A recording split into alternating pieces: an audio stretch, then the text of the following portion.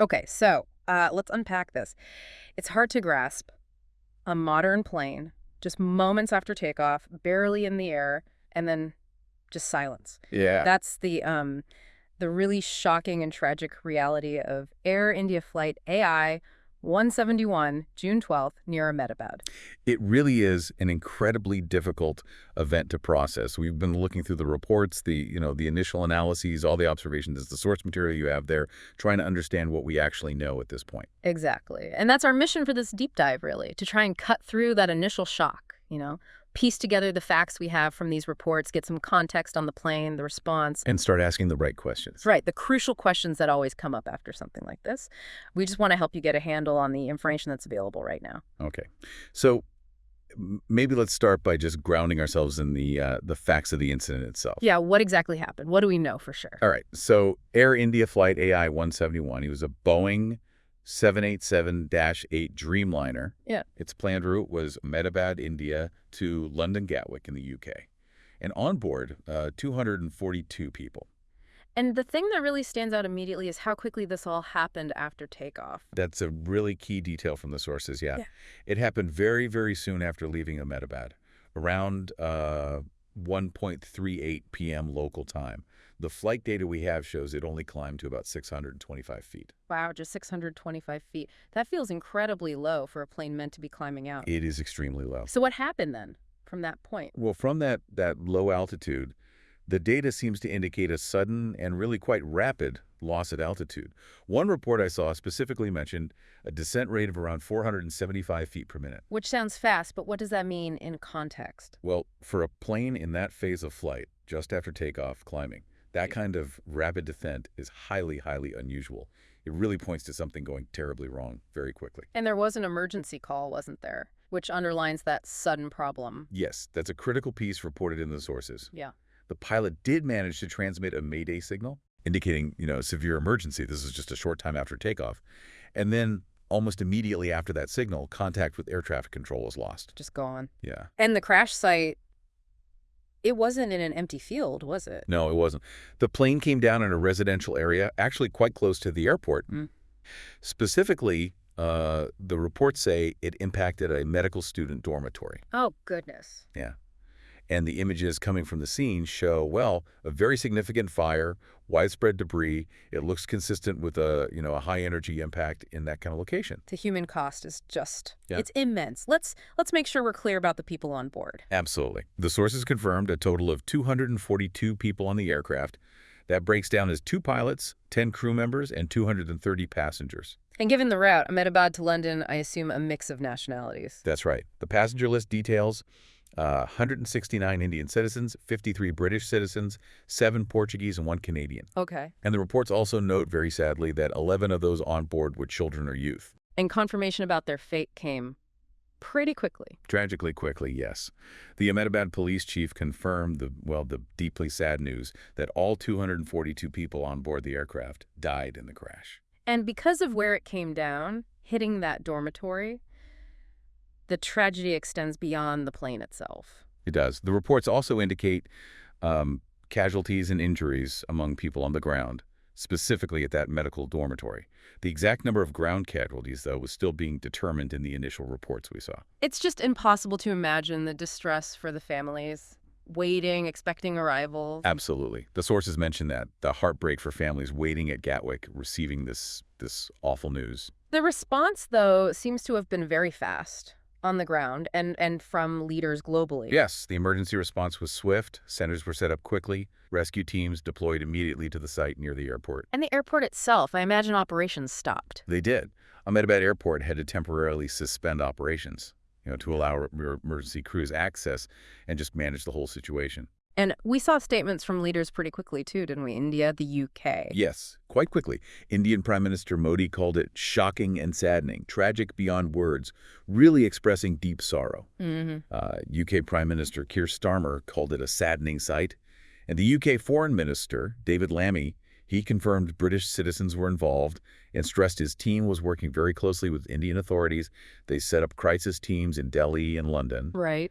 And we also saw statements from the Air India chairman, and Singapore's Prime Minister Lawrence Wong offered condolences too. That very prominent and quick response from the UK leadership, that connection, it feels significant. It is, yeah. It really underscores the close ties, doesn't it? The historical links and, of course, the very large Indian diaspora community in the UK. Okay, let's pivot a bit and focus on the aircraft itself. A Boeing 787 Dreamliner. What's the background on this model? Right. The aircraft was a Boeing 787-8 Dreamliner. Hmm. And generally speaking, this model has a very, very solid safety track record in the industry. Mhm. Oh, yeah. There are over 1,000 of them flying globally. The sources mentioned around 11,075 aircraft, flying something like 2,000 flights every single day. It's a workhorse. Okay.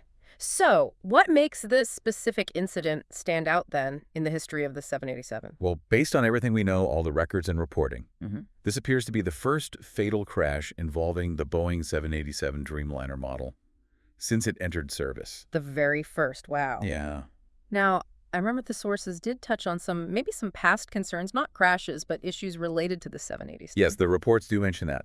Yeah. The FAA, the U.S. Aviation Authority, they had raised some concerns back in May 2024. It was about manufacturing processes or maybe structural issues on the 77. It caused some delivery delays at the time. Okay. But it's really, really crucial, and the sources are clear on this, to distinguish this from the highly publicized problems and the legal settlement Boeing had involving the Boeing 737 MAX. That was a totally different plane, different issues, mainly related to its flight control software. Right. Important distinction. Okay, so we have these pieces. Takeoff, almost immediate silence, incredibly low altitude, that Mayday call, then loss of contact, impact. It feels like a really broken sequence right after leaving the ground. It does. So how do investigators even start putting that puzzle together? Who gets involved in something like this? Well, it is a puzzle, especially when it happens so fast. Yeah. The investigation is, it's a major undertaking, multi-agency. You've got the FAA, the U.S. authority we mentioned, representatives from Boeing, obviously, as the manufacturer. GE Aerospace, they made the engines for this specific plane. Okay. And then, of course, you have the Indian Civil Aviation authorities leading the investigation on their soil and the local police dealing with the scene on the ground. And are there any, initial observations, things people are noticing from footage that might give some early clues? There are a few things being mentioned. Experts quoted in the sources. One was an aviation safety consultant, Anthony B. House.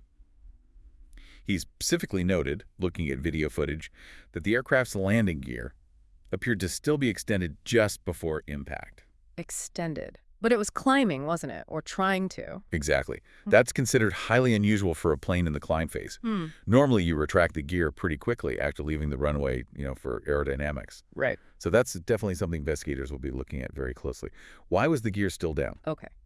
And when the experts look at the overall picture, low altitude, that rapid descent, the sudden loss of communication right after the Mayday, what does that pattern typically suggest? Well, the expert analysis we're seeing in the sources points towards a severe and sudden failure.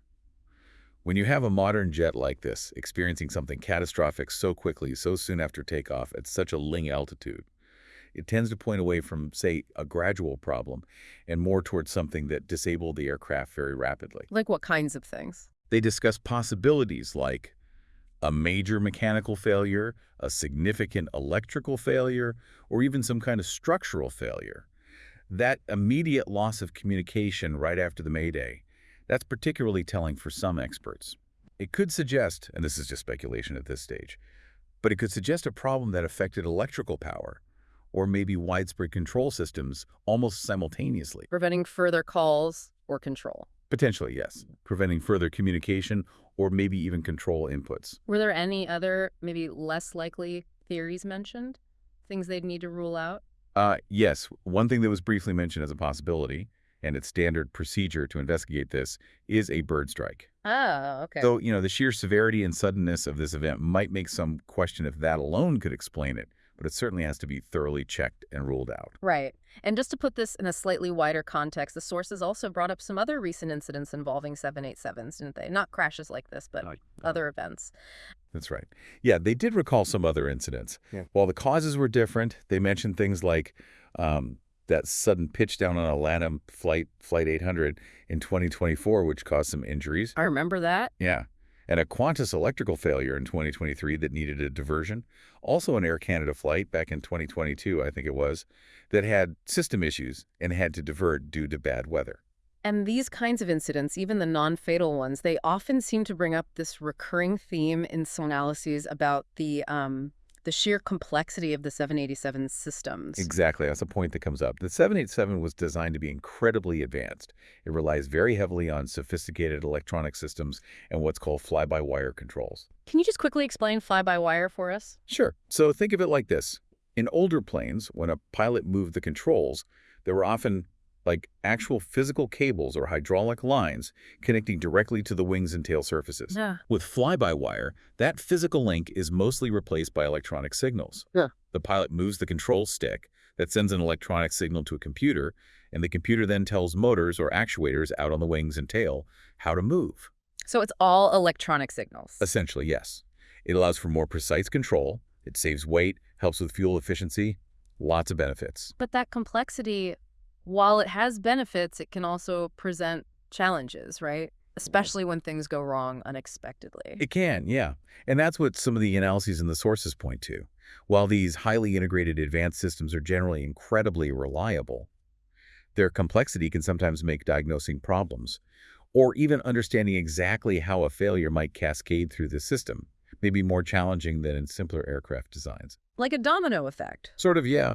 There's this idea of a potential domino effect where maybe a seemingly small issue in one part of a highly interconnected system could potentially affect other parts in ways that are hard to predict without really deep analysis, especially if something happens very, very quickly. Which really brings us back to the fundamental question that a tragedy like this forces us to confront. It really does. It forces us to look very hard at that challenge. An accident like this one, so sudden, so severe, at such a critical low altitude, it puts a really sharp focus on the question the whole aviation industry is constantly wrestling with. How do we ensure the absolute, the unquestionable safety and reliability of these incredibly sophisticated, deeply interconnected aircraft systems under any possible circumstance? So just to wrap this up for now, we've looked at the devastating facts of the Air India AI-171 crash, a terrible loss of 242 lives on board, plus casualties on the ground, Yeah. involving a modern aircraft, the 787, which usually has a strong safety record. But the event itself was incredibly sudden, right after takeoff. The investigation is clearly complex. It's just getting started, with multiple international and local teams involved. And while we have some initial observations like that landing gear maybe being down, and expert analysis suggesting a severe, sudden failure, so much is still unknown about the specific root cause. It will take time. Yeah, absolutely. And that leaves us, and you listening, with a pretty significant question to think about, doesn't it? Especially when you consider how advanced modern technology is. It really does. Given the sheer complexity and the interconnectedness of the systems in today's aircraft, how can we, as a society that relies so much on flying, be absolutely certain that these incredibly intricate technological marvels can be guaranteed to function flawlessly and safely every single time, even when faced with something completely unexpected? It's the core challenge, isn't it? It absolutely is. It's Yeah. the core challenge that drives aviation safety day in and day out. And it's a question that just resonates very deeply in the wake of an event like this one.